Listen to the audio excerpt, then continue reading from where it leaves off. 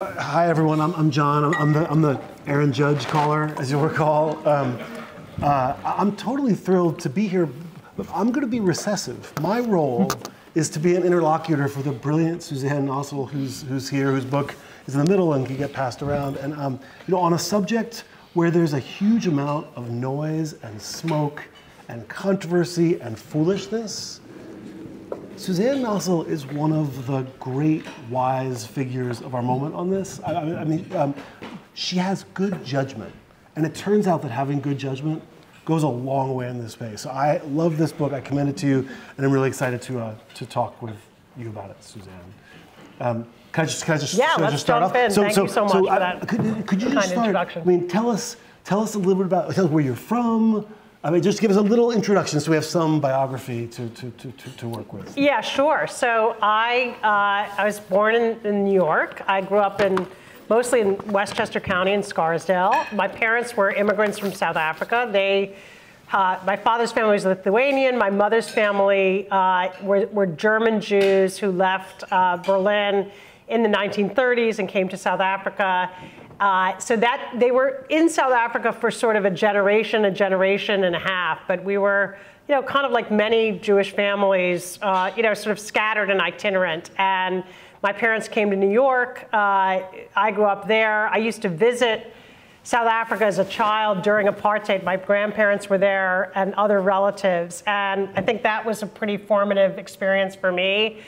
Growing up in kind of liberal New York, in a society where we were talking a lot about civil rights and the student protest movement and self-expression, and then visiting South Africa where there was this very rigid racial separation that was just taken as an absolute. And so for me as a young kid, I think, try to make sense of that and understand how that could go on, and understand, honestly, the role of the Jews in that system. I had a grandfather who was sort of a notorious figure for being the first Jew who joined the South African Nationalist Party when it first took power in 1948. I never knew him. He died before I was born. But apparently his philosophy was sort of, if these people were going to be in power, then the Jews should be part of it, because otherwise they would be vulnerable. And he was loathed by a lot of other Jews, and kind of an embarrassment within the family. I was just meeting with a 90-year-old cousin of my father's who was talking about this with me just recently and telling me a little bit more about it. And then growing up in Westchester, I got involved in the movement at the time to help Soviet Jews leave the USSR at a time when they weren't allowed to practice their religion. They were not allowed to emigrate. And there was a big international movement that grew up to support them, send them assistance, advocate on their behalf, and demand that they be allowed to leave if they wanted to. And as a child, I participated in marches, and I mobilized a group at my high school. And for me, it was kind of inspiring to join together with other people, and we would march down to the UN, and there were just thousands of people who would gather together and be chanting and making our points, waving our signs.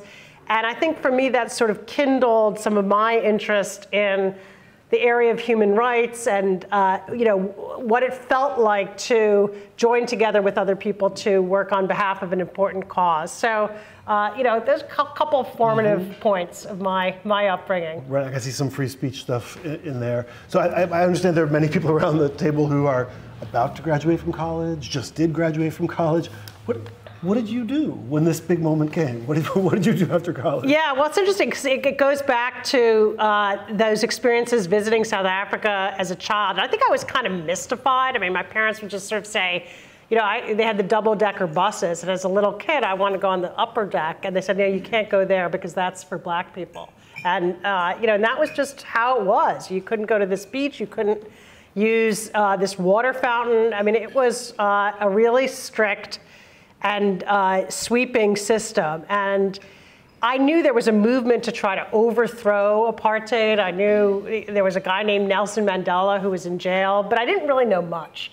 But it kind of nagged at me. And I was actually at a play of my senior year. A friend's mom got tickets to this play, and it was called You Strike the Woman, You Strike the Rock. And it was a play by three black South African women, and it was just sort of about their lives and depicting. They acted out all of these different scenes, all the work that they had to do, really arduous domestic work. And at the end of the play, there were people in the audience who just started again chanting these slogans, and it was like Free Mandela and Power to the People. And I kind of sat there, and I just remember on the train on the way back home, I thought, I'm going to go to South Africa. Like, I have to figure this out. I have to understand what this is all about. I need to understand the role of this place in my own history. So I went there. I got a fellowship. I was very lucky. It was one of those traveling fellowships that's pretty open-ended, and I started working with a human rights organization there. That was sort of not the right thing for me, but I ended up getting involved in, at the time, Mandela had been released from prison and the country had entered into a transition to democracy, but it was very violent. And there were outbreaks of violence in townships all over Johannesburg, where I was living. And there was a peace mediation effort where they, at a national level, they brought together the trade unions, the political parties, the police, the army, businesses, church leaders, all in these committees to try to mediate the conflicts that were erupting into violence and disrupting the transition. Because every time there'd be a big massacre, sort of outbreak of violence, the talks would break off, and the kind of whole movement toward democracy got interrupted and threatened. And so it was extremely important to find a way to kind of tamp this down, and everybody had to be a party to it. The police were deeply distrusted, so it wasn't just a matter of kind of traditional law and order. That was not going to work. And so I got involved in implementing that whole process. I just sort of wandered in. I had this fellowship. I kind of chased after someone who was giving a talk and asked if I could kind of volunteer, and then I ended up getting a job and staying there for 2 years and working in a lot of these different townships to try to resolve these conflicts and make plans for how to deal with situations that we knew would be flashpoints of violence, including political funerals and other big gatherings. And it was an amazing experience. I worked with people kind of from all walks of life, drastically different from me. I had a lot of autonomy. It was very fast-paced, and it was inspiring. It was inspiring to meet all of those leaders. It was inspiring to sort of see this country kind of work its way through. And then I went back to law school, and then their first democratic election was in the spring of 1994, and I went back like as an election monitor, and I got to sort of witness that. And there were people being brought to the polls like in a wheelbarrow because they didn't even have a wheelchair, and they were going to vote for the first time. And I just remember they had little mobile polling station they bring into a hospital, like just a really bare bones hospital, and then they would sort of take the sheet around the person's bed so that they could have a secret vote. And like people who were 80, 90 years old and had never voted before. So just getting to go full circle and see that was amazing. So you just threw yourself in, right? That's the lesson for the about to graduate, just throw yourself in. And since then, you've thrown yourself into a whole lot of different things. So you've worked in the for-profit sector, you've worked in not-for-profits, you've worked in the government, in a couple different positions, and now you're at PEN America, which is this amazing organization. Will you tell us a little bit about PEN America, what you do there? Because it's a crucial organization. Yeah. Sure, it's great to have Will Leggett here, who is a gap year fellow at PEN America after he graduated high school. So he knows about it too. You can find out more from him. And we have great internships. So PEN America has a mission to both celebrate and defend freedom of expression worldwide. We're an organization of writers. We have about 7,500 writers here in the United States who are members of PEN, and then we work in partnership with PEN organizations all over the world. And on the kind of celebration of literature side, we give out literary awards. We do a big festival where we bring writers from all over the world into dialogue with American writers. We have programs to elevate and amplify the voices of people who are less heard in our public discourse. So we have a big program for people who are incarcerated but want to write, where we help them develop as writers. We have a book that assists them and gives them inspiration. We mentor them. We give awards. We have a kind of almost like a literary agency to help them get their work published and into the public domain. And we have a series of other programs for different groups of writers. And then we have a big advocacy arm of the organization where we tackle a wide range of different free expression issues, both here in the US and globally. So just to run through some of them, we have our Freedom to Write Center, where we work on behalf of people who are jailed, prosecuted, tortured, sometimes killed for what they write in countries around the world. We have a program where we work to develop PEN organizations on the front lines of free expression battles. So we've been working for years with PEN Ukraine to build up that organization, and it was kind of in their nascent and halting democracy. And now during the war, they've become an incredibly important voice for spreading the word globally, getting the voices of writers into international discourse to help frame how the war is being understood. They're also, we're working together to catalog damage to culture in Ukraine. I was in Ukraine in the beginning of December as part of a writers delegation that we did in cooperation with PEN Ukraine. And then we take on kind of thematic free expression policy issues. So we've done a lot of work on censorship, Chinese censorship, and how that's affecting not just what happens inside China, but also around the world. For example, in Hollywood, we do a lot of work on disinformation as a free expression issue, and we can talk more about that, on online harassment and trolling as a free expression issue.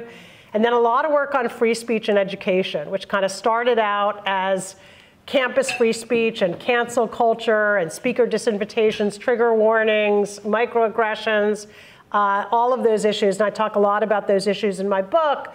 But then in the last couple of years, we've also had to take on book banning and what we call educational gag orders, so legislation that restricts what can be taught and learned in schools and higher ed across the country. So it's a kind of growing portfolio of free expression advocacy issues. And this, just a week ago, you weighed in on on still another set of issues in the Wall Street Journal, in a really interesting piece where you eschewed the extremes in the debates about social media.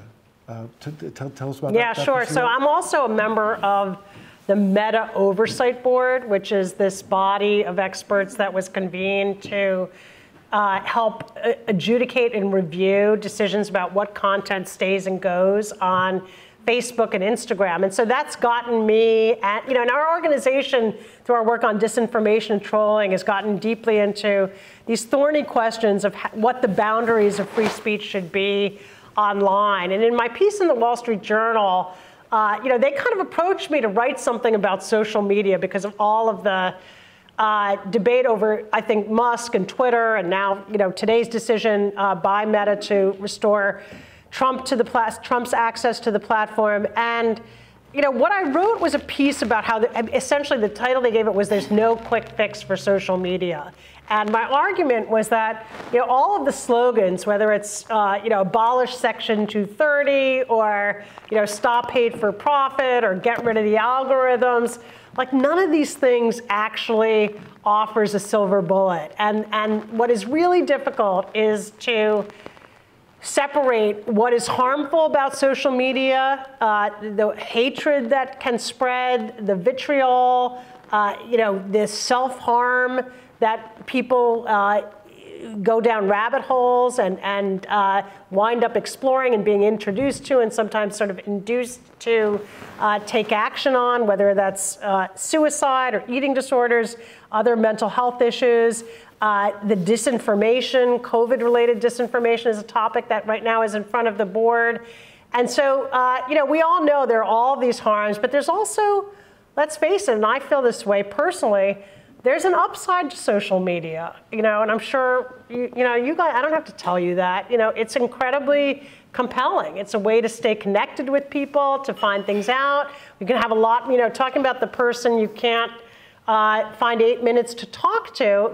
For me, like there's kind of a few hundred people who I'm sort of nominally in touch with just a little bit, and it's only possible through social media. But from time to time, I see them in real life, or they give me a great piece of advice, or I make a connection between them and someone else. And it's a great aspect of life. And so the challenge becomes, how do we sort of surgically separate what is bad and negative about social media from what is good and enriching? And also for human rights activists, for journalists, social media is incredibly powerful.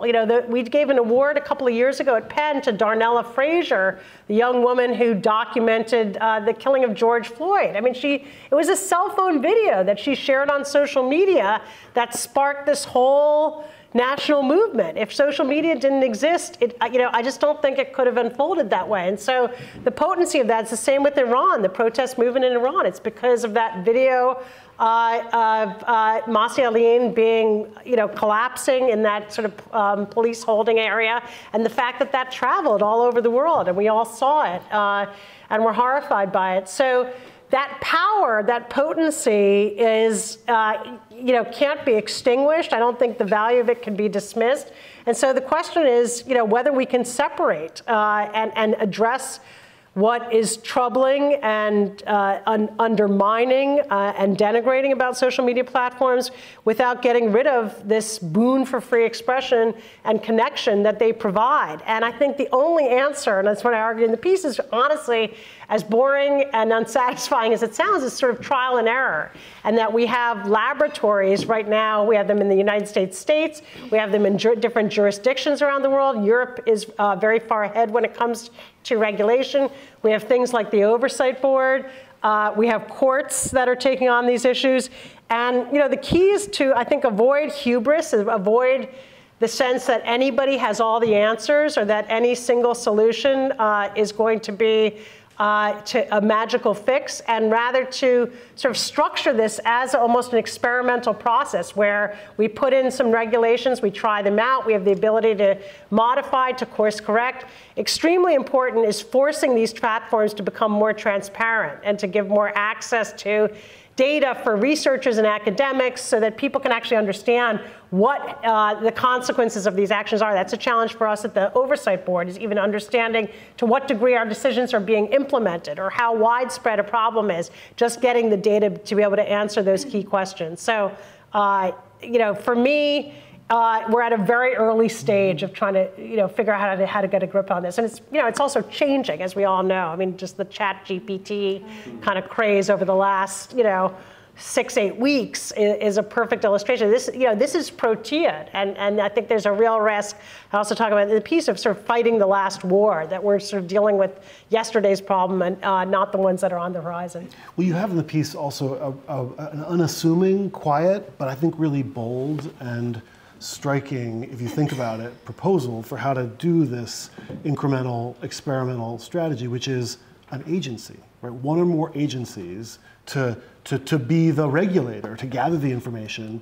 And that's, I mean, so is that how we should go? So that it's not, I mean, I don't know, it's not the Congress, which if you watch these days is not such an impressive body, but rather, I mean, so you triumph in the idea of experts. I think we have to, John. I mean, I just think there's no, this stuff is so complicated. I mean, I can tell you, being on the Oversight Board, I mean, just to get your head around some of these complex systems is, it's intense, and you need to get your questions answered. You need to understand how these systems work. You need to know what to ask. And so, to me, what seems clear is that we need to build in our governmental systems the sort of expertise and the muscle memory of how to do that. And it's not going to be, even if Congress was well functioning, they're dealing with a whole gamut of issues. Their oversight role could be important and influential, but I think we need people who are really under the hood, who are understanding how the companies are changing, what new technologies are coming down the pipeline, what issues they may raise, who have a mandate to protect freedom of expression, to also curtail online harms. I do think ultimately, there's no choice but to sort of capacitate. And we've done it, we have it for drugs, we have it for the financial system. This is not something, we have it for transportation. this is here to stay. Yeah, no, you persuaded me. I mean, I wasn't objecting. I mean, interestingly, the First Amendment would be a problem for such an agency in some respects. Right? Other agencies, the FDA, for example, not constrained by the First Amendment in its management of Pfizer's production of the next COVID vaccine. Yeah, but say it's a very dysfunctional agency, but the FEC, the Federal Election Commission, they have serious First Amendment issues. So I don't think that's entirely novel. Yep. So we can come back to this. I mean, there may be lots of interest in the social media piece, and I think there'll be a chance for questions. So just moving across the ways in which you've engaged in some of the really excruciating free speech issues of our day, Salman Rushdie, such a tragic story right now, and you've worked pretty closally with him, is my understanding, over time. Tell us about that experience. Yeah, so Salman Rushdie, as I think people may know, he's an author, sort of a British author of Indian descent and Muslim by background, upbringing, and he wrote a book in 1989 called The Satanic Verses that led to the Ayatollah of Iran issuing a fatwa basically calling for his death, and he went into hiding for, I think about 3 years, where he was living underground, and this was very sort of widely known. It rocked the literary community. Penn was very involved at the time. Booksellers were being threatened. There were some booksellers who were killed around the world. Booksellers wanted to take his books off the shelf, and there were other writers like Stephen King who mobilized and said, if you take down Salman Rushdie, you can take down Stephen King. And so it was a big sort of stand by Penn in solidarity with Salman and against this attack on a single writer, but in a sense, an attack on all writers. And Salman, over time, came to live more freely, and the threat seemed to recede, and he moved to New York, and he became the president of PEN America, basically our board chair, and led the organization. He started that festival that I mentioned, which is called the PEN World Voices Festival, and he works very closely with us. From the time I first joined PEN, I got to know him. He remains very involved in our activities. On multiple fronts, came to all of our events, was always there. And in fact, it was this summer, it was a Friday morning, we were on vacation in Cape Cod, and I got an email from Salman, and he was about to do an event with someone, a guy who runs an asylum center for writers and artists in Pittsburgh. And he asked if we had any Ukrainian writers who needed a place to go, who might be able to take advantage of a residency there because they had some funding. And I said, oh yeah, we do. I can get in touch with this fellow from Pittsburgh. And he was like, okay, you work together directly. And so I went out for a bike ride. I came back, and I found out that Salman had been stabbed on stage during the event with this interlocutor from Pittsburgh. And he almost died. He came very close to being murdered. And it was really the fulfillment of this, then 23-year-old fatwa, 33 years old. Yeah, a 33-year-old. Something that we just never fathomed could happen. All the events where he lived and moved around so openly. And so for us, to see an attack like this on American soil was a shocker. On the other hand, we had been in touch with a few Iranian sort of writers living in the United States who had been menaced by the Iranian government and threatened with kidnapping and surveilled. And so we knew that Iran was operating inside this country, and that's become kind of a new tactic of choice of authoritarian governments. So the Chinese government is doing it in different ways. I don't think they're murdering people, but they are also surveilling Chinese citizens who go and live overseas. It used to be sort of, you went into exile if you were a controversial dissident and you were being threatened by your government. You just kind of had to get to safety, and the idea was like, how do you get out? And when you get out, you're free and you go on with your life, and that threat is somewhere overseas. And we now know that's no longer the case, and it's not just for Iranians. And so it was devastating. We did a big event on the 1-week anniversary of the assassination attempt, we mobilized on the steps of the New York Public Library in this event, Stand with Salman, where we had writers reading from his work, and kind of a rally to insist that he would not be silenced and that that work would be read. And we did read from the Satanic Verses. And he actually, Salman has a book coming out just in about 10 days called Victory City that he completed before the attack, but he has continued to sort of put some finishing touches on it. I think that too is kind of a valiant statement that his voice remains out there and alive. But he is still in a very arduous recovery, and I think he's also had to come to grips with the fact that he continues to be threatened in a way that he's thought for the last few decades that he had essentially escaped. And so it was a sort of a terrifying and eye-opening experience for me. Right. It was one of the really electric, terrifying moments of this past year, was that terrible attack. You, at the outset, describing your work with PEN America, mentioned something I'm sure is on people's minds, which is free speech and campus culture. And I know that PEN America does a lot. You have some views about that, some of which are in this book. We'll talk more about the book in a minute. But what's your take on cancel culture, wokeness, climate of free speech in American universities?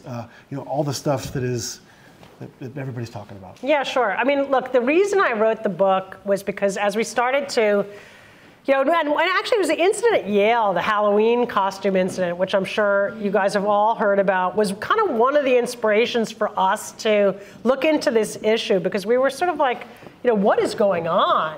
We had not seen anything like this. And, we really started to wonder, like, what are these debates about? And so we analyzed them in a lot of depth. And what we tried to do is really look at each of these issues sort of from both sides, like people who were arguing for speaker disinvitations, what was the case they were making? People who were arguing, for microaggressions to be prohibited or punished, what was the case they were making? And, what we came to, and I'd say this is an important premise for the book, is the idea that there is a quest on campus and in our wider society for us to become, essentially a more pluralistic and encompassing polity and people, and that there's a lot of work that needs to be done for the campus to make that transformation. We were talking a few minutes ago about how the campus population has changed. There's a lot more first-generation students. There are a lot more students from different backgrounds that didn't used to be, that weren't on campus, for example, when John and I were coming up. And that to make the campus or the society a truly welcoming place where everybody can have their voice. Talking about those people that we work with who don't easily have a voice. That happens on campus too, where people may sit in a classroom and not feel empowered to raise their hand, to jump into the discussion. They may feel like they're an outsider. They don't come from the same background as everybody else. It may not be as easy for them. They may not have the educational grounding that makes them feel self-confident within their peer group. And so the effort to take account of that, recognize that, accommodate that, address that, I think is a very positive and important thing. I think it has the potential to be a real boon for free speech, because if people are left out of the conversation and don't feel like they can speak up, our marketplace of ideas is circumscribed. There are people that are not being heard. There are perspectives that are excluded. And so I view that as a real positive for free speech. But what has happened, unfortunately, is in that quest for a more equal, inclusive, and diverse campus, there has come to be a belief that we can only have that if we dispense with free speech. That free speech is at odds with that ideal, and that it is only by curbing speech and sort of dictating what can and can't be said, by punishing speech that detracts or undercuts that imperative, that we can bring about a more encompassing and inclusive sense of belonging for everybody on campus. And that's what I'd say in our work at Penn and in my book, I really try to refute. My argument is that, yes, the campus needs to become more equal and inclusive, but that it can and must be done without compromising robust protections for free speech and academic freedom. And that, in fact, if you're on the forefront of the movement, whether it's for racial justice or gender justice or immigrants' rights, that free speech is a tool that protects your ability to wage those battles, to build those movements, and that it needs to be seen as sort of part and parcel of the rights that you're trying to advance and protect. And then what we go through in our work at Penn America and in the book is, all right, well, what does that mean in practice? So how do you deal with all of these thorny controversies that can erupt? And how do you, what does it mean in a real sense to defend all of these principles and values, whether it's the drive for greater equality or the uncompromising protection of free speech? Mm-hmm. So many things to say in response to that, so many different directions we can go. I'm tempted to take it in the following direction and ask a question about free speech and what it means. You said academic freedom and free speech. Those are the principles. And I wonder whether those might be two different things. And so academic freedom would be the freedom appropriate to university settings. Right? Let's just imagine that's what academic freedom is in some way. And free speech, I think I'm less sure what free speech is. I think part of the reason is there's all sorts of speech that isn't allowed. Just like, for which if Suzanne and I engaged in fraud or conspiracy, we could engage in some sort of antitrust violation by talking to one another. We could engage in commercial fraud. There are things that people are required to say. Nutrition information, calorie information. Pfizer, the pharmaceutical company, has to tell people about its products in particular words. They are required to speak certain words. They may not vary from the words because the FDA, the agency that's going to fix social media, requires certain words. So there are things we're not allowed to say. There are things we're required to say. Of course, speaking has costs of all sorts of kinds. It always has. Right now, some of you are thinking, wow, this guy's talking too much. I don't like him as much as I did before, and that's a cost, so my speech wasn't free, right? So for free speech, you say free speech, I think I understood when you said academic freedom. But then you said free speech, and I was worried I didn't know what it meant. Yeah, look, that is something that we have come upon, is that people really don't understand what it means. I think as a society, we're not very clear on what it means. Most Americans, if you mention free speech, they sort of, although I'm not sure this is that true of your generation, it's sort of very true of our generation, people think First Amendment. Mm-hmm. Like, it's like free speech, First Amendment, and it's kind of like the two go hand in hand.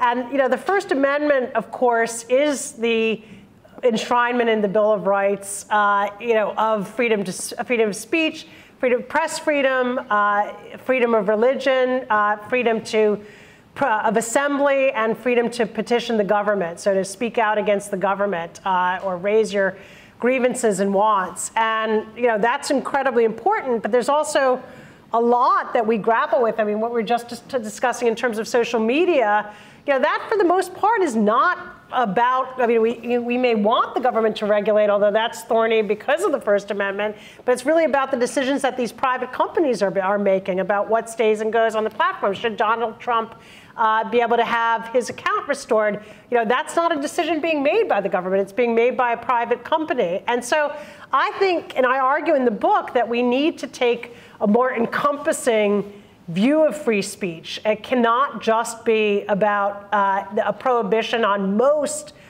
government intrusions on speech. And as you point out, and I talk about in the book, the First Amendment is not and has never been absolute. There are all kinds of categories of speech that can be regulated, whether it's food and drug information, nutrition information, sexual harassment, verbal harassment is disallowed. So there are many categories. I talk about some of them in the book of existing exceptions to the First Amendment that are well enshrined in law, and some of them are older and some of them are newer. So the First Amendment's never been absolute, but then there are just so many questions that go beyond the scope of the First Amendment, and that really have to do with other kinds of impingements on kind of how we experience free speech and free expression in our daily lives. And what I try to look at to unpack this is, well, why is free speech a thing? Why is it a value or principle that we talk about? It's not just because it sounds good. It's not, and it's not even because we want an unfettered ability to just sort of scream at the top of our lungs about whatever we say, about whatever we choose. In fact, we protect free speech, and this goes back to ancient Greece. Some of you who want to talk to the philosophers might get some insight about this, because it's been recognized, going back thousands of years, as a benefit to society in a variety of different respects, as an underpinning of democracy and deliberation, as a catalyst that can help us identify better policies and directions as a society, that helps separate fact from falsehood. If you have a robust public discourse where you can test out ideas, you can challenge people, you can ask questions, you can figure out what's true, what is misleading, that it can be a catalyst for innovation, so scientific innovation, creative innovation. It can be an enabler for great literature, great filmmaking, great art. So there are all these reasons that we protect free speech. And when you think about what those goods and values are that free speech delivers to us, and and part of it's not just as a society, it could be as an individual. The right to express our identity is very fundamental to personhood, and there are sort of psychologists and sociologists who've written about that. But when you think about it that way, you realize it's not just if the right that you have is just to scream at the top of your lungs in the middle of the forest, like that doesn't bring about any of those social goods. And that in fact, to bring about those social goods, you need the discussion, you need the interchange. I need the ability to persuade you. I need the ability to go in front of an audience. I need the ability to have a give and take, to be tested, to have someone like John ask me tough questions, or you guys, so that we can explore these ideas and spool them out and come away with some new ways of thinking, some different insights. So, to me, that is the value of free speech. But when you recognize it that way, there are all sorts of implications that I think our law and our traditional understanding of free speech doesn't really take account of. And I'll just give one example, which is disinformation. So, if the real value of free speech is this kind of rich exchange and the ability to hear out other people and discover different ideas and sort fact from falsehood, if we have a marketplace that is so flooded with disinformation that you don't know what to believe, all of that value is undermined. You can't ferret out the facts. You can't have a dialogue with somebody online if you find out they're actually a bot that's trying to sell you something and you thought you were having a great philosophical discussion. That has implications for what we do about the problem of disinformation, because it's actually overwhelmingly protected by the First Amendment. It's not illegal to, whether you're peddling a false cure for COVID or some political conspiracy, or arguing, the wrong person, was certified as the winner of the election. That's not illegal. Our government can't, for the most part, come in and shut you down.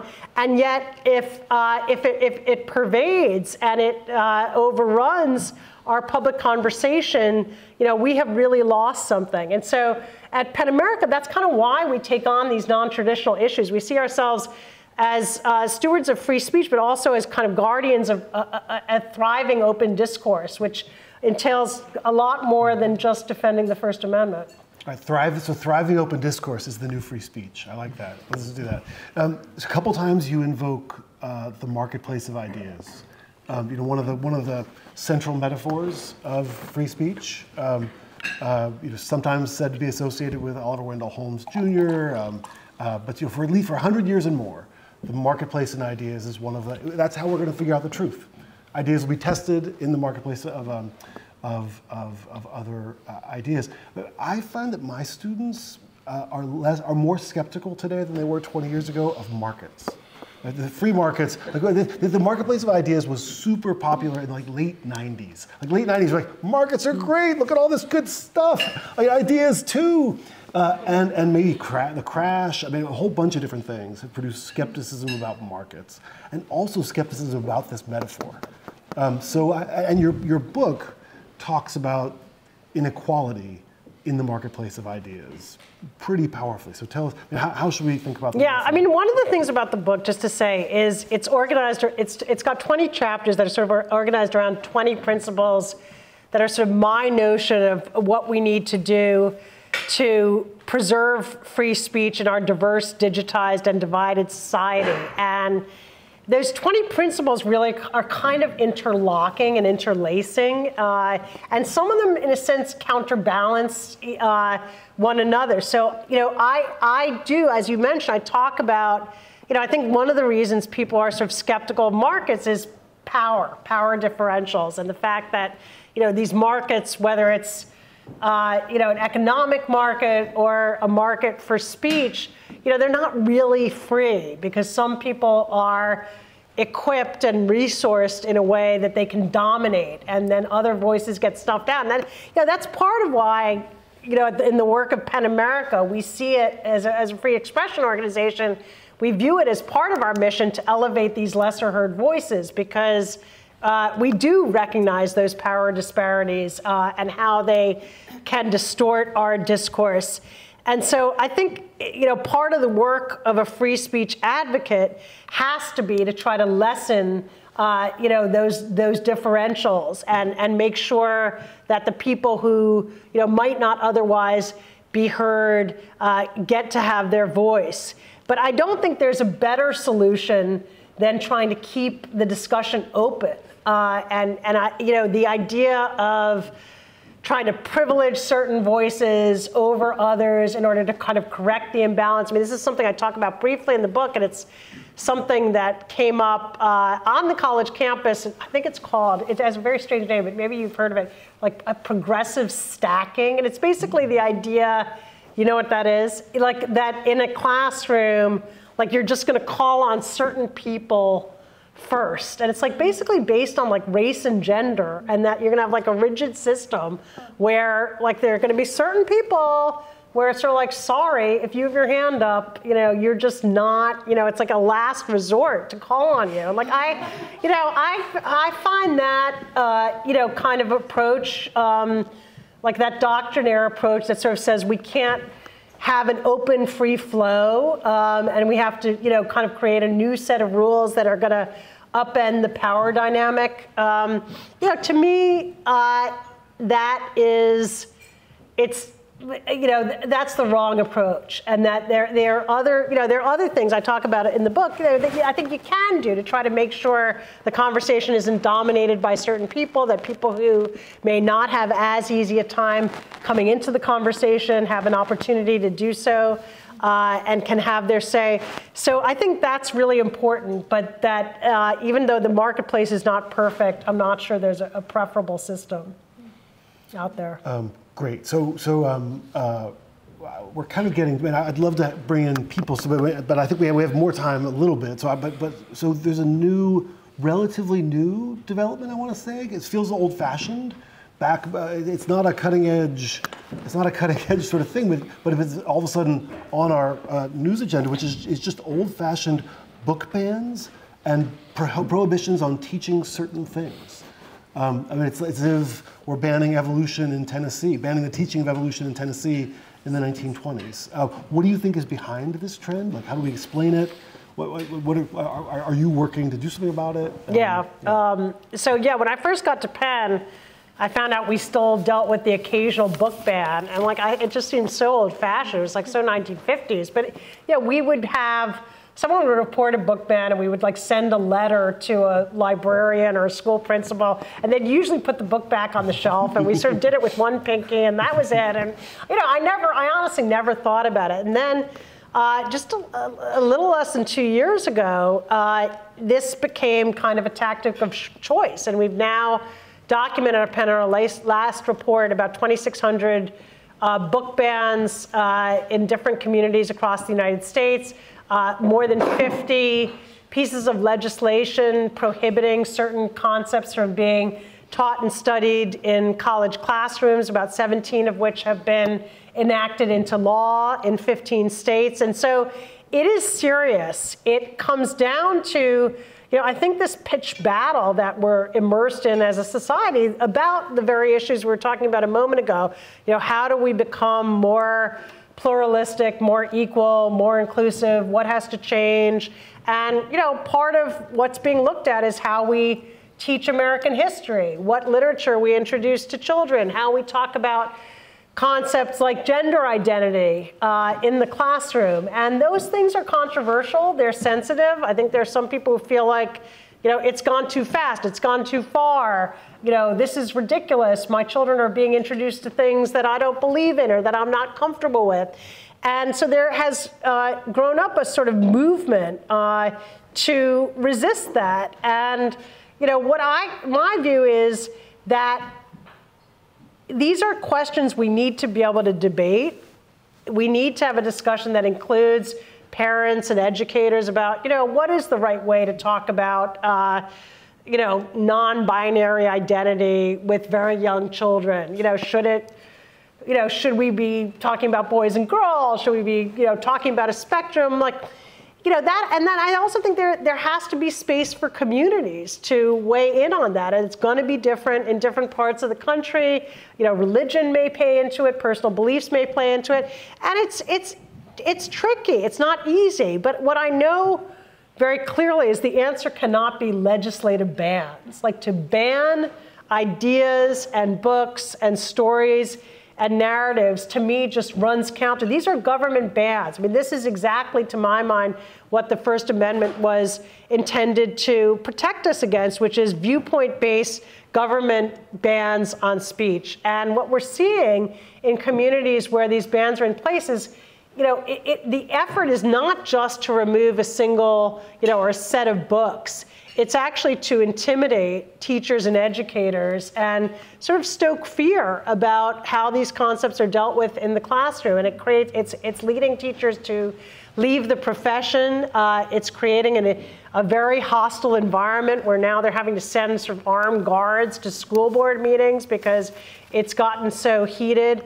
I think part of it is fueled by the frustrations over what happened during the pandemic and the disruptions to education. People became incensed at what their school administrators were doing or at the position taken by the teachers union, and they're sort of taking that anxiety and frustration and fueling it into this movement. It's an organized movement. This is not just a matter of parents kind of coming home and opening the backpack and finding, oh, there's a book that, seems to be, for an older kid, not my 7-year-old. That's not what this is. It's long lists of books that are being passed around, and in many instances, banned wholesale. It's like 100 books that are being pulled from the shelves. No one's even read them or made an argument within that community about why they should or shouldn't be there.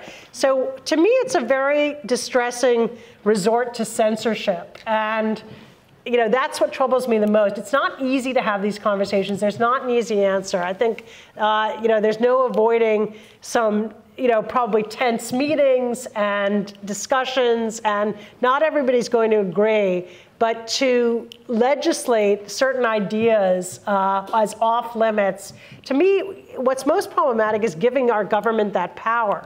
The Constitution, I think, is set up to deny the government the power to make those decisions. Because even if you agree with what they're banning today, you have to think about who's going to be in power, in 5 or 10 years, and what might they be banning, because it might be something that you really value.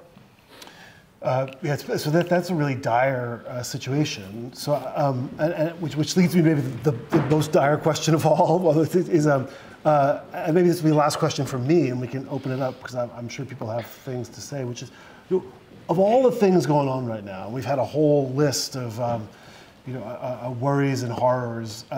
What's the threat to free speech in the United States that most worries you now? Like, what is the thing that we should, amidst this whole mix, violent attacks, book bans, social media disinformation campaigns, what's the thing we should be I mean, I honestly think it's kind of indifference and free speech sort of getting lost in the shuffle of all these other ideas and debates. And I'd be interested in what this group has to say, but when we do free speech institutes for young people, they tend to tell us, I asked the question, like, have you studied the First Amendment? Have you studied free speech?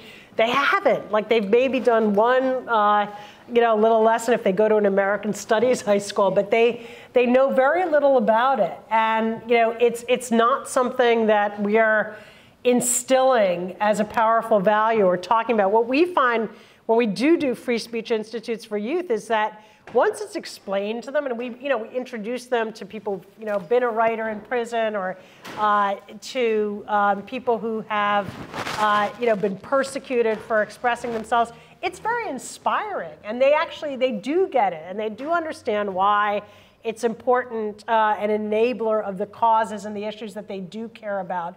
But I think we have really missed a beat as a society in not ensuring that this, with all the STEM and all the imperatives that we've sort of, prioritized within public education, I think we've lost the thread on this. And, most people don't understand what free speech is all about. And I think, when that's the situation among young people, it's imperiled. It's another, subsidiary concern is that to the extent it is talked about, it's sort of seen as a right-leaning cause. It's seen as a conservative cause, something that's pitted against the drive, for racial justice or gender justice. And so it's sort of like, those people care about free speech, but, the majority of, your generation are left-leaning. And so something we really try to do is communicate with those students, because we feel like, when we just defend free speech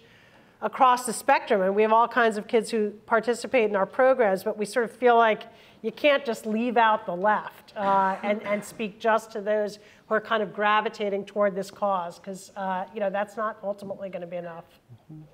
Great. I mean, I have lots more questions. We could keep talking for a long time, as we have sometimes. But I think I'm inclined to open it up. People must really want to jump in.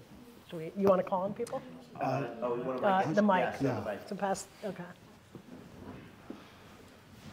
Let's maybe keep the questions on that half of the table first, so Okay. we can stay on that half, and then we'll move to the second. And please speak up. Thank you for such a brilliant talk. I'm Alexandra. I was wondering if you think that trigger warnings are helpful, harmful, or ineffective. Yeah, I mean, my feeling is that they should not be mandated. It shouldn't be sort of an edict. You have to put a trigger warning on your syllabus. I think where the problem with trigger warnings is sort of the implication, there are a number of things. I mean, one is the implication that, people can't sort of tolerate being exposed to something that might be traumatic, or that they might evoke an experience that they've had. And I sort of feel like, as you go through life, you are exposed to those things. You can't really be shielded from those things. And that probably the better approach is to try to cultivate resiliency, and certainly not to imply that if this might be triggering, that's a reason to miss the lesson or not show up to class that day.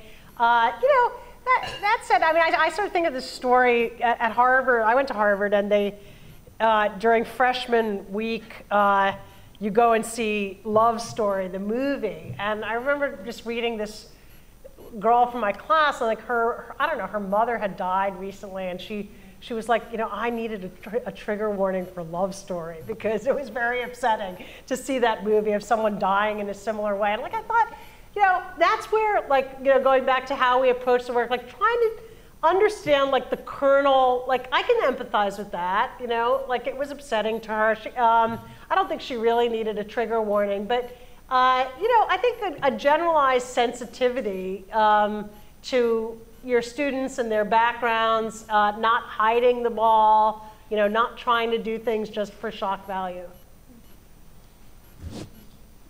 Hi, my name is Matt Beck. I was curious to know how you reconcile your concern with government censorship with the endorsement of the idea of a regulatory agency that would regulate speech on social media, especially in the context of disinformation. There are some things like, you know, the idea of chugging bleach to help alleviate your COVID symptoms that we can all mostly agree is disinformation, but then there are other things like the origins of the coronavirus, for instance, that are one day labeled disinformation and then the next shown to actually have likely been like the reality of the situation. Yeah. I mean, having a government regulatory agency that deals with social media, I think should not be set up as or construed as an agency that's empowered to regulate speech. I think there's a lot that needs to be done. You know, what I put it on the top of the list, and I talk about this in the article, is to force greater transparency on behalf of the platforms. I mean, they really, you know, they see very little incentive to disclose data. It's an issue that we confront at the Meta Oversight Board. It's incredibly difficult for researchers to get access to do analysis of what's happening on the platforms. Certain tools that have been available are now being withdrawn from availability. So like that's an easy thing that you know, government could mandate without wading into the fraught territory of trying to adjudicate freedom of speech. And I think that's where we need to start. In Europe, you know, they're less speech protective for sure than we are, but I think some of the things that they're looking at, you know, just better systems for user appeals, for customer service on the platforms, like those things don't infringe on free speech, but they can help to ensure a better experience and to surface problems. So that's really my point of emphasis when it comes to regulation.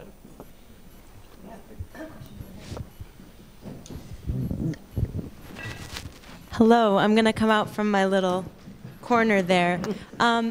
I was just wondering, this is a very straightforward question, but in the context of Meta's decision to bring back Trump, you spoke a little bit about kind of how it's a trial and error, but when it's a decision like that that has such high stakes, sort of, how did you think about that specifically?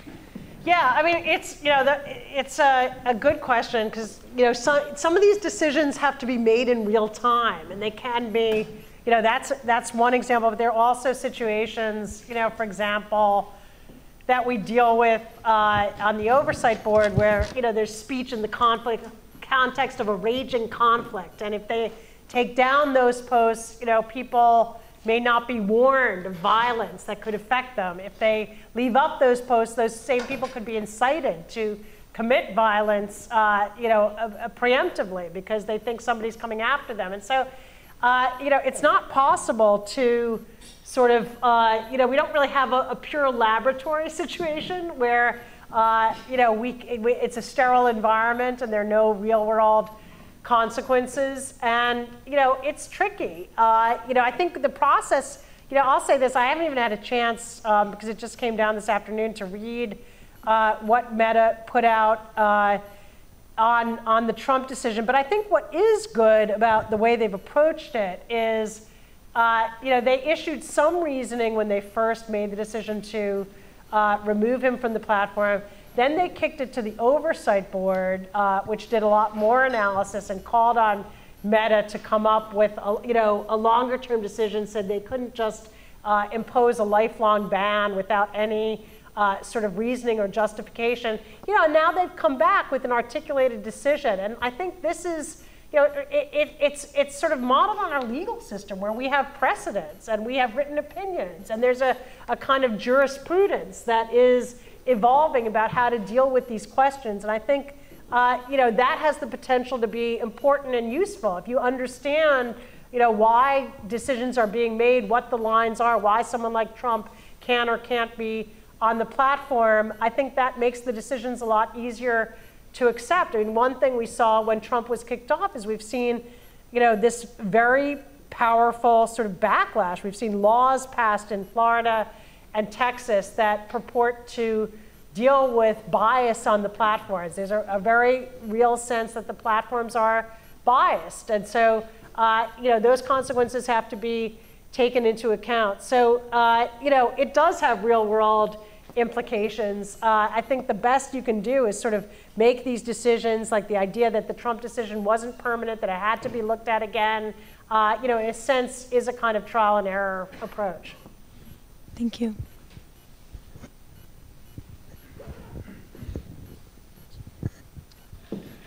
Thank you.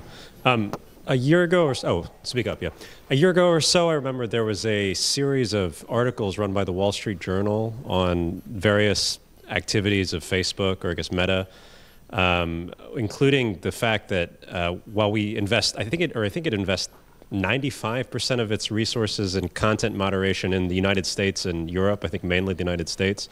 But in the rest of the world, where many people use Facebook, loads of sort of nefarious activities, lots of illegal activities, and are actually conducted on Facebook frequently to a high degree of success. And it's sort of, I guess the article, as I remember, it was sort of saying, well, there's not really much that anyone could do to make Meta change its policies in that regard, and sort of a tricky situation because the countries in which a lot of these places or these illegal activities are taking place, have no interest themselves in sort of raising problems with Meta. But do you think that would ever change? I mean, the sorts of, hundreds of thousands of people seem to be affected by it's something the board has talked about in a lot of our decisions, that there are not enough resources for content moderation in all of the different languages, and there are also all sorts of complex cultural nuances, when you're dealing with, a war in Ethiopia, to understand, how terms are being used.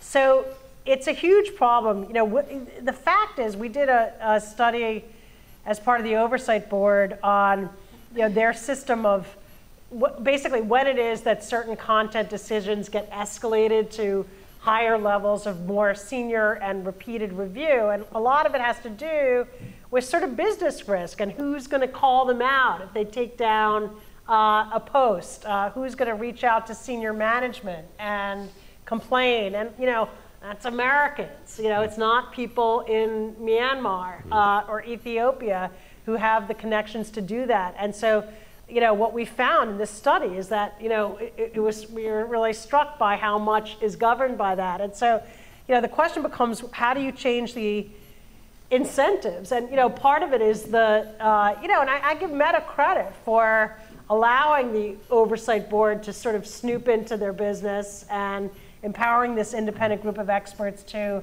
criticize them, to make these demands, to monitor, are they doing better? We have an implementation sort of task force that's looking at, questions like, are they actually better resourcing content moderation in some of these geographies? But I don't think it's ever going to honestly catch up.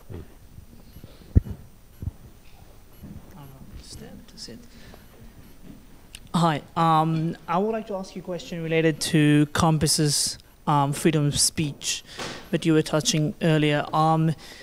It seems to me, based on experience mostly, that a lot of people, when they're in contact with a certain opinion or idea, they're likely to react or feel certain emotion that is mostly chained with other people's ideas, some politics, something. So it's actually not them as a human being generating the emotion, but it's kind of in a trap.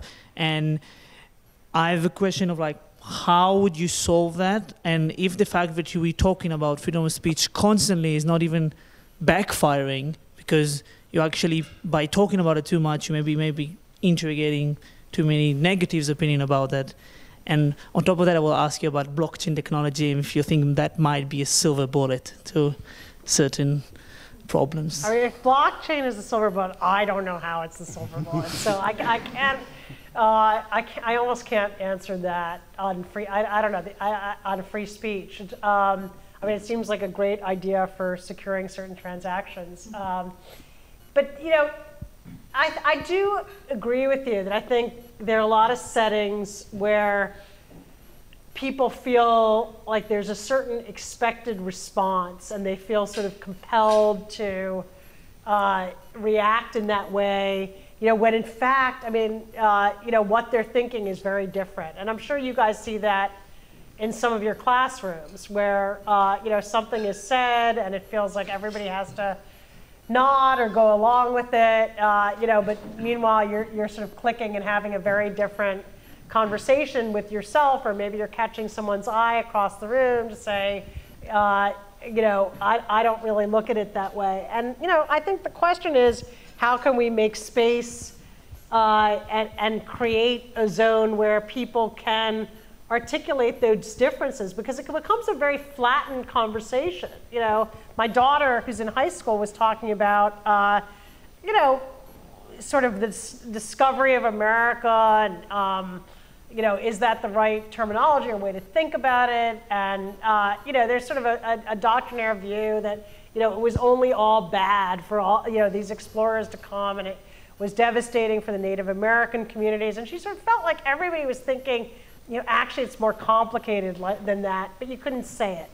And I've heard the same from other students that we work with. And so I think there are some teachers and professors who are effective in trying to tease out those differences, trying to avoid a kind of groupthink. And I think those techniques in the classroom are extremely important. I talk, in the book also about as individuals, like how you can voice a more controversial opinion without offending someone, how you can stand up for somebody who's doing that, even if you don't agree with the opinion that they're expressing, that it still it creates value for the discourse to defend and actually, not just defend, but kind of just support their right to do it. By chiming in, by your body language, there's a lot that all of us, I think, can do to sort of open up these conversations.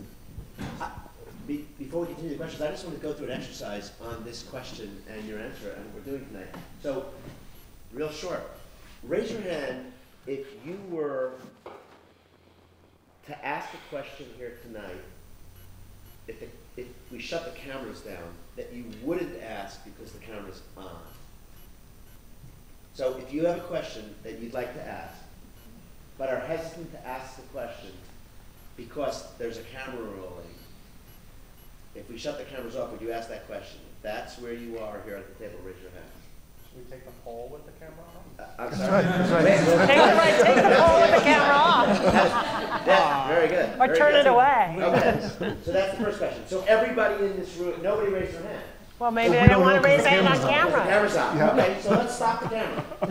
Let's stop the camera. For 1 moment. Is it off? It's the one-on-one that would make the difference, not the camera. Yeah. Okay, so let's keep. Hi. Okay, I'm really curious. You're on the Meta Advisory Board. I don't understand what you do, how it works. Can you just walk me through? You're in a room with a bunch of other people. What kind of people are they? What kind of questions are you trying to answer, and how much power do you have to answer those questions? Yeah, sure. So right now it's 23 people. It's a totally global group, which is amazing. I mean, there are people from every part of the world. Backgrounds are, there are a number of academics, legal academics, former journalists and current journalists, activists. There's a Nobel laureate from Yemen, Peace Prize winner. There's a former Prime Minister of Denmark is part of it. And so it's a really interesting group. They're all, I think very genuine, independent-minded people who are curious about this, who sort of want to do good, who believe. It's kind of, for me, the decision to join it was almost a kind of process of elimination. I felt like I was dubious about it, skeptical, but I also felt like I didn't want Silicon Valley companies to be making all of these decisions without anybody else's input. I know, they lack diversity, they're insular, they're a profit motive. Why should they have so much unfettered control over our public conversation?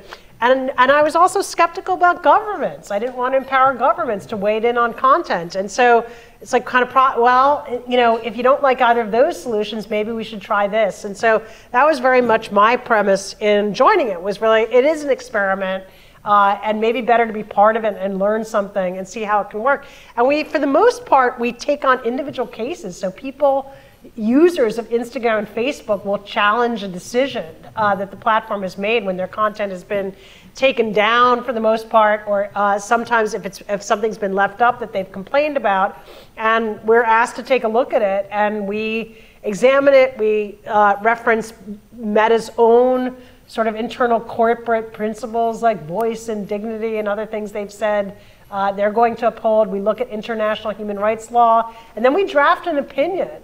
We work in panels of 5. It's mostly on Zoom.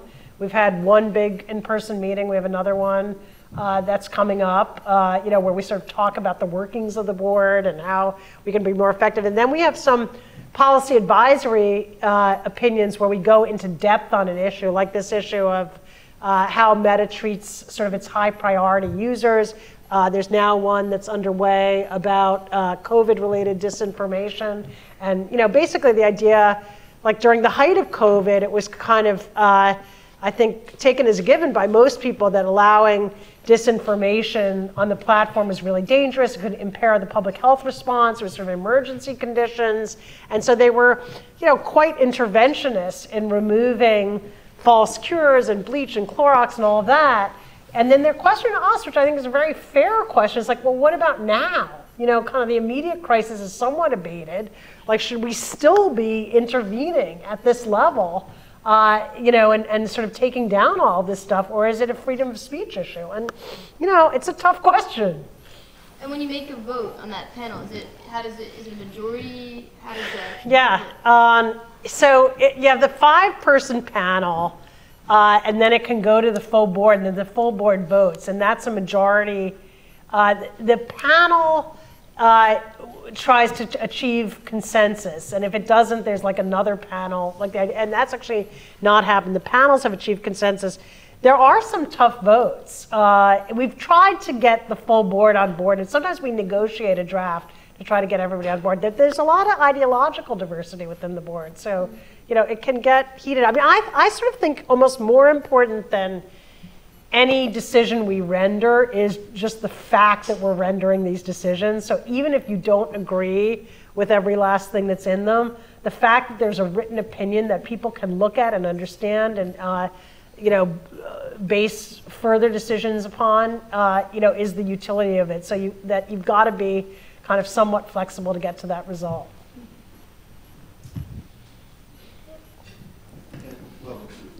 We'll go this way, so take your investment. Popcorn. Thanks so much for this wonderful talk. During the course of your conversation, John mentioned that you've gotten to work for the nonprofit sector, for-profit sector in government, just a variety of great experiences. And I'm curious where you felt you've been the most effective or been able to have the most impact. And if you were going to work somewhere else in the future, what position you'd like to have where you feel like you could perhaps be even more impactful? Yeah, sure, it's a great question. I mean, you know, for me, I've really enjoyed my 2 stints in government, both at the State Department. Once, the first time was at the U.S. mission to the UN, and then at the State Department in Washington. I do feel like being in government, you know, if you have the right opportunity, there's a lot that you can move and make happen. You know, that said, I've been a political appointee, and it's kind of, you have to be sort of flexible when you're in that realm. There are a lot of variables that may dictate what the opportunities are, and I think it's really important to have a career that you love on the outside. You know, it's different if you're a career kind of foreign service person or civil servant. I think those people can have extraordinary sort of trajectories and a lot of interesting work. But I've enjoyed everything. I mean, my time in the private sector, I think, was really valuable for someone who wanted to go into sort of nonprofit and public service, just to kind of get the working methods and the rhythms and you know, understanding something about how to solve problems, how to run an organization. You know, I think that has given me a somewhat unique experience, and it affects kind of the whole tempo of how we work in the organizations that I've been a part of. So, I think everything sort of has its role, and they're really like running Penn during the Trump years was really fascinating. It felt like free, and it still does, that free speech issues have become so much more salient over my time within the organization. So there's a great sense of purpose. And I was actually very happy, when Trump took office, that also we worked on both international issues and US issues. And, that we could sort of prioritize based on what we saw as our biggest opportunities for impact. And so there's a lot of flexibility in the nonprofit sector, and a lot of autonomy, to run an organization, build an organization, take on issues and projects that really interest you. And so, there's sort of pluses and minuses to each realm. And I have to say, I have enjoyed the ability to kind of move across somewhat. Great. So I want to press you on Matt's original question about the regulatory agency. Yeah. And why we're not going for more than just transparency. It seems like, the virtue of transparency will be maybe influencing the private policies of content moderation in a way that would be beneficial. But that's a step away from accountability via the voting booth. And so why would it be better to only have transparency and not government regulation of speech if you could, for instance, have everyone who's currently on the Meta Oversight Board be all deputy secretaries of the imagined agency. And then you would do all the same work. It would be equally transparent, but you would be directly accountable to voters in a way that the Meta Accountability Board, while surely doing good stuff, is not actually accountable to voters. So why just transparency, and why not a really good agency? Yeah, I mean, it's a great question. I think, I don't say transparency is the end of the line. I think it's a good place to start. But I would say, my hesitancy is that, it's funny, the analogy is you put the Meta Oversight Board people, into this agency. And I always think when people sort of want government to regulate hate speech online, like they're kind of imagining some mythical combination of, an Oliver Wendell Holmes and Thurgood Marshall and, Ruth Bader Ginsburg, who'd be making these sage decisions about this is, sort of white supremacist bigotry, and, this is genuine political speech. Like, that's not who would be making the decisions, and that's the problem, is that, when you have an agency, it's inherently political. And, the Trump administration was a really good illustration of that, because he did go after journalists and media outlets for what they published. He threatened them. He engaged in acts of retaliation. I think if he hadn't been constrained by the First Amendment, he might well have jailed journalists. Like, he really doesn't like his critics. And so when he was in a position of power, there were, a number of things constraining him, including our norms, that made it more difficult for him to punish people for, attacking him or criticizing him. But I think overall, when people in power have the authority to and the discretion to punish and police speech, that they will use that power in self-serving ways that preserve their own prerogatives. And that's sort of why I think it's a very good thing that our Constitution really constrains that, because on balance, that power, will be used in problematic ways. That's not to say always. Like, there might be some, very good and legitimate decisions that get made, but there is that risk there. And so I think it's just something we need to be very mindful and careful of, as we sort of venture into, what may end up being a more, in some ways, a different government role in regulating speech that is more extensive than what, we've had a very kind of hands-off approach over the last 70 years. And I think, we may need to shift that in some ways. Just on that 8-minute call, if you do want to talk to God, you should go to Burning Man, because there is a phone booth there where you can pick up the phone and talk to God. Okay. So just putting that out there. The other piece was, your organization is called PEN America. I was wondering if you could talk a little bit more about what makes American free speech particularly important. Yeah, I mean, it's a great question. You know, we have the most protective regime for free speech, legal regime of any jurisdiction in the world. Even if you compare the United States to other democracies like Canada and Europe, they have more leeway to restrict speech. And, you know, for example, it comes up in relation to incitement and Holocaust denial is the example that often is cited, where Holocaust denial is illegal in most of Europe and it's permitted here. Like here you could say, look, the Holocaust never happened and you can't be punished or silenced by the government. You know, Meta can take it off their platform, and they do. And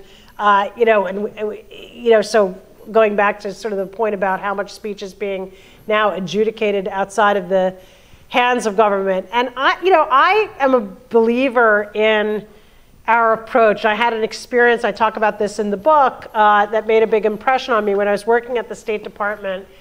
At the time, I'm sure you don't remember this, but maybe you heard about it. There were these Danish cartoons that had been published. There were cartoons of the Muslim prophet Muhammad. And this became a big issue just recently at Hamline College, which I'm sure a lot of you do know about the art history professor who showed the image of the prophet Muhammad. So, back in the early, I think it was like 2003, a Danish newspaper published these cartoons, including depictions of Muhammad, and it sparked riots in parts of the Muslim world. It was kind of stoked up into a really controversial issue, and there was a lot of criticism of this newspaper, and people were outraged and incensed and saying this was like a great offense to Islam.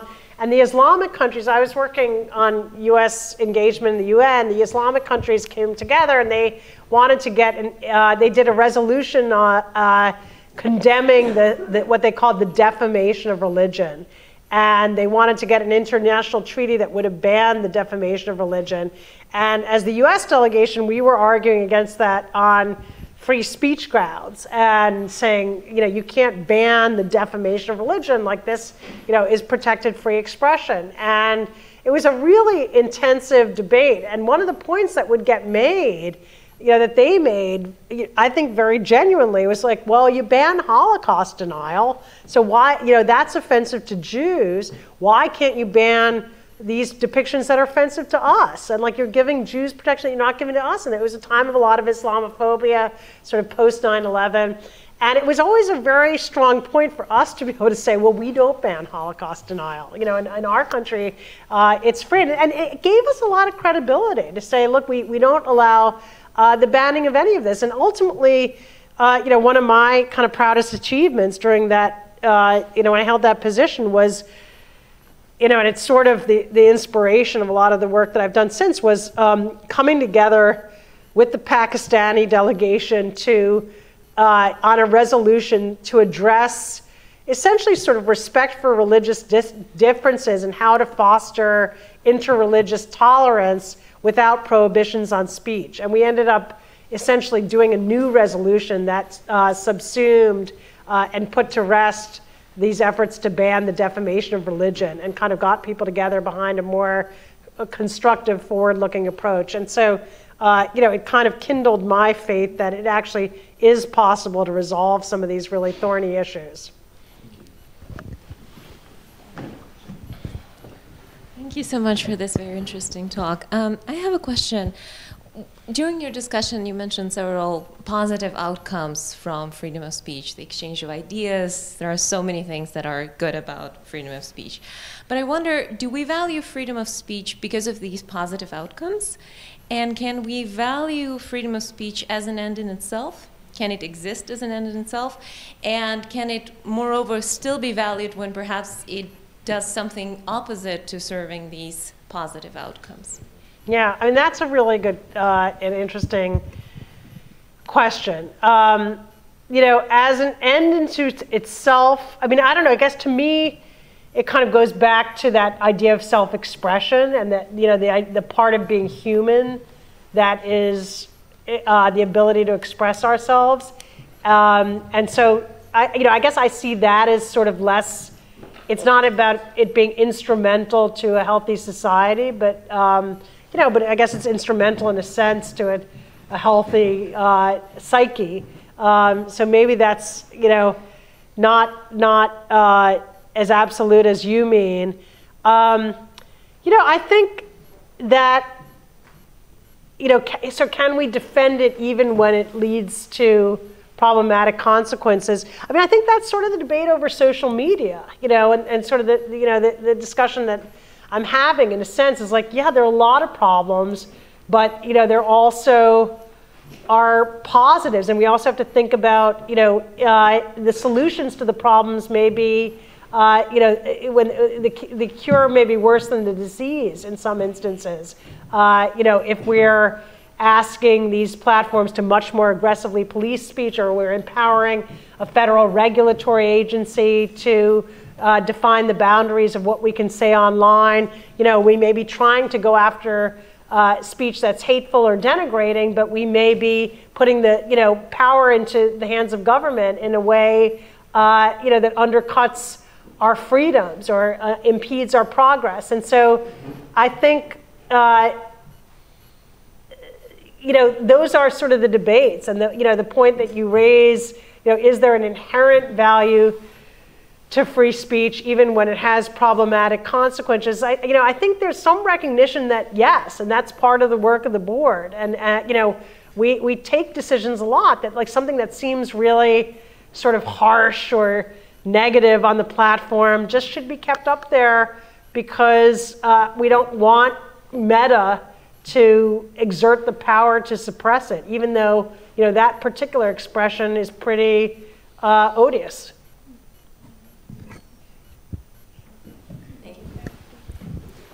Thank you so much for being here. I just had a question. I was curious as to where in this framework of sort of private advisory boards instead of publicly run advisory boards or regulatory boards, side platforms, where people move off of Meta and into these less recognizable sort of echo chambers for conspiracy and hate and Holocaust denial, et cetera. Whether there is a solution to the proliferation of hate and disinformation, et cetera, on there within this framework, or if maybe that's something that has to fall by the wayside because we're sort of relying on private advisory boards. You mean what about these sort of dark web of places when where, it gets pushed if they don't, right? I mean that's an argument that comes up a lot, that if you restrict speech too much, that's just going to drive people away, and they're going to go onto these shadowy platforms where it's harder for law enforcement or journalists to see what they're cooking up, and there's less transparency. And I think it's a real challenge, because that's also freedom of association, the ability for people to gather as they want to on online platforms, for whatever purpose. We're not a we haven't been a surveillance society where we would want government snooping into that. And so, it's really tricky. I mean, I would say, the Meta Oversight Board has not really, there is no, and, because it's a voluntary platform that the company created. I mean, they had to decide to create it. They had to spend money on it. They had to be willing to engage with us, answer our questions. And, these other platforms are never going to do that. That's not their purpose. They don't, Meta's kind of big enough that it feels and a public company, so it feels some measure of public accountability. But, I think that's one of the thornier problems, I think, and I'm not sure how to resolve it. For the quickest of follow-ups, is there any effort by PEN America or other free speech associations that you're affiliated with to measure whether with an increase in these advisory boards, there is also an increase in hate being pushed off of mainstream platforms and into these echo chambers? Yeah, I don't think there's a way to measure that. And part of it's sort of this, but even if you had transparency from Meta, you wouldn't have it from Truth Social and these other, and platforms we've never heard, the sort of dark web world. So, I don't think we really No, I mean, I think on the conservative side, over the last few years, my sense is there has been a strong migration away from kind of some of these very mainstream platforms. How many more people have questions? What do we have left? 2? All right. Last 2? Raise your hand if you still have a question. 2, 3. All right, so should we do those last 3? Sure. Yeah, okay. Hi, Suzanne. Thank you for your talk. I was wondering, you mentioned briefly when you were talking about ChatGPT at the beginning, how you felt that we're kind of fighting the last war still. And you know, seeing the transition from kind of the isolated book bans to this wide sweeping legislation, what do you think the kind of emerging threat is to free speech? And what does PEN America do, or what can PEN America do to kind of anticipate, or other organizations do to anticipate and begin kind of identifying what is vulnerable in our kind of environment around free speech that is going to be exploited? And how do you do that without, you know, seeming paranoid if these threats haven't come up yet? Or if you're going to go the kind of like agency route without seeming like you're restricting speech before it even happens? Yeah.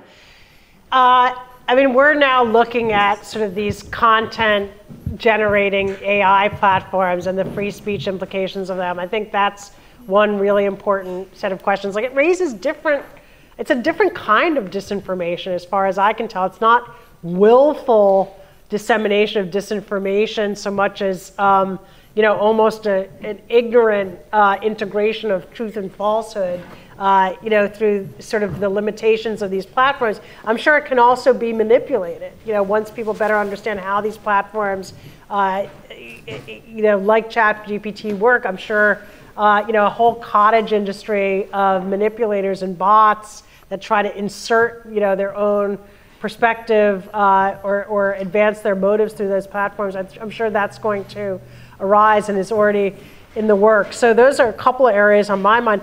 You know, I'm also just worried about sort of the normalization of this new wave of censorship that, you know, some of the laws that are being passed in certain states, you know, certain politicians view as a blueprint for what ought to be done nationally. And it's, you know, to me, it's like a real embrace of censorship, and it's being normalized. And people are, even though overwhelmingly Americans, like 70 or 80% say they're against book bans, you know, in some of these communities, I think people have the notion that, well, I don't like book bans, but like what's going on is so outrageous that, you know, I'm not really too upset about it. Or maybe, you know, a book ban is our only choice. And, you know, that worries me, that these tactics that I think for a long time, you know, most of my life and career were considered kind of out of bounds are now being legitimized. And, you know, if that continues, I think it really will reshape our landscape for free speech and the role of government in regulating speech and policing speech.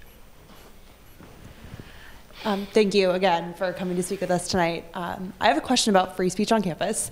And one thing that I've been curious about since the summer I had the opportunity to intern in the free speech space was about university commitments to freedom of speech. Yale, for example, has a Woodward report, and it's this gold standard for what free speech on campus should look like. But in the last couple of years, Yale hasn't always been great about upholding the Woodward report. Most of my friends have no idea what the Woodward report is. And so I'm curious about, where do you think this lack of commitment to these principles has come from? Is it something that the university is responding to in terms of students? Is it just a negligence? And then also, where do you think a recommitment to those free speech principles comes from? Does it come from the university realizing the issues that have come as a result of this lack of commitment, or does it come from the students understanding how free speech is valuable to their education? Yeah, I mean, in terms of like why it's waned, I think it's, you know, a number of things, and we touched on them, you know, that it hasn't been emphasized in education, secondary education. So a lot of kids come into school, university, not knowing much about the free speech. I think this sense that, you know, the university has to change its ways and has to address these other populations, and that, you know, that kind of comes first, like that's job one. And, you know, some people see free speech as inimical to that or pitted against that. And so, you know, we have to prioritize this for now, you know, to make up for, you know, legacy issues of power imbalance. So free speech sort of pushed a little bit to the wayside. This sense in some arenas that free speech is a more conservative cause, and that it's kind of catering to a certain segment of the population. And in terms of how it gets reversed, I mean, it's kind of interesting. I think there's an opportunity with the book bans and the legislative gag orders to activate a left-leaning constituency on behalf of free speech. Like we're now working with a group of, a lot of college presidents who are sort of upset about that and the ways that it's encroaching on them. And it's kind of, if you're upset about that, I think, you also have to recognize, that there are censorious forces from the right and the left, and that you need to stand up to both and reinforce things like the Woodward report here at Yale. So, I think there's kind of an opportunity in this moment because the issues are so prominent. And I actually think that the reaction to the Hamlin thing and to Ken Roth at Harvard's Kennedy School, are sort of heartening. I mean, people realize it sort of doesn't matter what you think of the substance. Like this is not a good approach. And I thought, there was a Harvard student who was a very pro-Israel student, but she just had a quote in Times article saying, I realized as a matter of free speech, he needs to be allowed to have this fellowship, but we have enough, the truth is we have enough anti-Israel voices on campus. I thought it was actually a pretty good statement. She doesn't agree with him, but she does understand that free speech counts for something, and she respects that. And so, I sort of feel like if that's what a lot more people thought, we'd be in better shape on these issues. And maybe there is some awareness, there is some hope. There was a lot of outcry about that Hamlin University thing, so some potential. Thank you so much. So I have a question, a very specific question about bureaucratic micromanagement when it comes to issues of free speech, especially because I, as a graduate instructor, am caught right in the middle of this. And I'm talking of, we all know what those measures are, DEI training, anti-bias training, so on and so forth. And I've been to numerous of these meetings, and I saw with my very own eyes, virtually 100% of graduate instructors at Yale absolutely loathe the sort of training, with every fiber of their being. Everyone was playing on their phones, no one was listening, everyone thought it was totally a waste of time, and the instructor would often end early because no one was listening. And yet, every year, there are multiple periods during the academic year where it's almost like endless mental torture for a couple of weeks. You have to go to last year I went to 16 meetings. I went to 16 meetings for all this stuff. So, I just kind of want to get your take, because you've been following what's going on in the United States, is if we're talking about free speech, what are the free speech implications for this sort of mandatory institutional anti-bias training, which has essentially become an industry in many institutions in the United States? Well, it's a timely question because they're trying to ban those trainings and departments. Now there's a piece of model legislation that just came out to sort of ban DEI departments. And your story is, kind of part of the reason why I think that, a lot of these trainings may not be that great, that instructive, maybe they're repetitive. There was, a piece by Jesse Singal in the New York Times just about a week ago about these trainings. I don't know if you saw it, but, about how they can be kind of tendentious and doctrinaire in some instances. I think his point was the right one, which is sort of mend it, don't end it. That there are ways, we're even trying to figure this out at Penn. We did some DEI workshops, and then we worked on goals. I was like, well, what are we going to do next? And what we're trying to put together is kind of an in-depth look at different forms of bigotry, so that we can all learn something about, whether it's Islamophobia or anti-Semitism or anti-Black racism, the history, the tropes, what the modern manifestations are, and disability. Discrimination against people with disabilities. I actually am interested in that. And I feel like that could be sort of edifying. And what we've realized is you can't really, it seems like we're realizing that doesn't lend itself to a sort of a workshop, and like we should more just get an expert.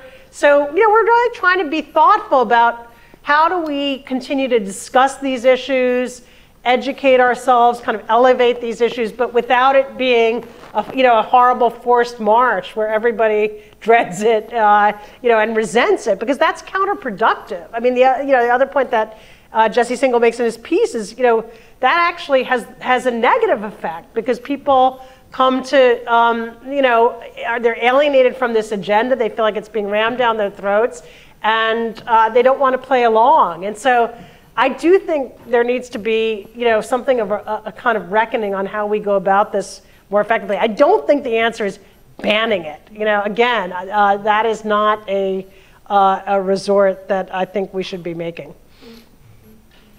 Yeah. Thank you everyone so much for attending this dinner, for such insightful conversation. And thank you, most importantly, for this incredible, insightful discussion. It was so amazing to host you both.